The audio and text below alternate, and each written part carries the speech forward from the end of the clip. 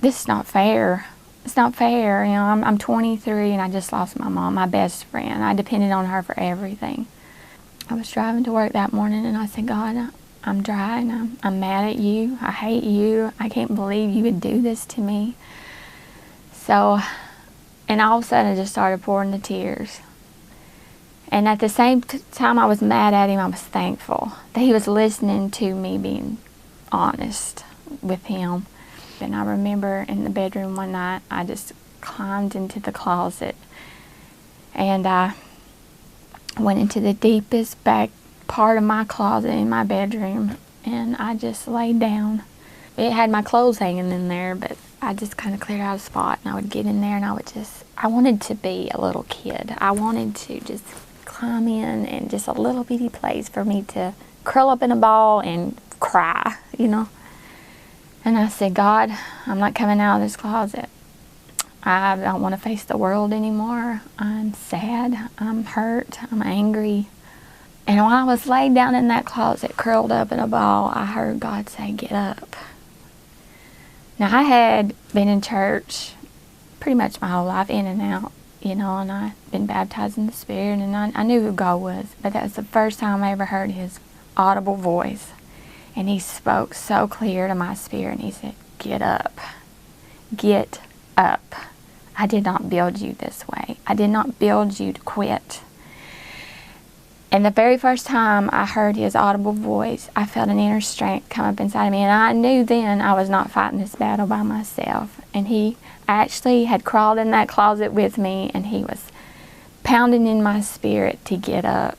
And so I picked myself up off of the floor, and I began to realize, okay, it's not about me. The selfishness went away. That poor me, that poor pitiful spirit went away. And I sat up and I said, God, it's not about me, is it? I was not built just for me. I'm built for a bigger purpose here. My dad, I told you, he was on dialysis, and I began to take care of him and minister to him. And I got to see him rededicate his life back to the Lord. And then I knew he was in bad health, so I got the call one morning that he had gone on to be with the Lord. And I said, there I am back in my dark place. There I am again back in my closet. And I remember I cleared me out of the spot and I crawled back into my closet and I said, God, you're really tearing me apart here. I mean, I'm 34 years old and I've lost my mom and my dad. Just let me die. And I would actually pray that on the way to work. I would say, God, just let me rear off the road. Just let me hit a tree. There again he was. He sat in that closet with me and he said, get up. Get up. I did not build you this way. And that's when I really began to realize God had called me into evangelism, and that I was going to be that voice for Him, and I was going to spread the good gospel. I was going to be His feet. I was going to be His hands. I was going to be His mouth, and I was going to tell people about Jesus. And I was going to share my story with everybody that needed to know how to get out of that dark place. The place that was a dark place to start with became my refuge.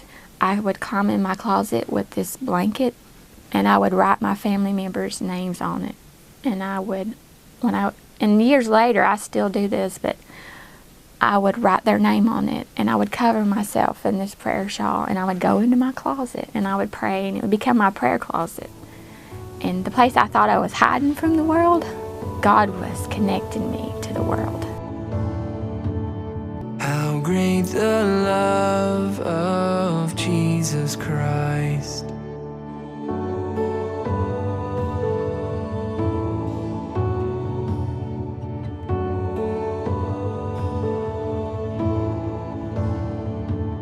Upon the cross of Calvary, the blood was shed that pardons me.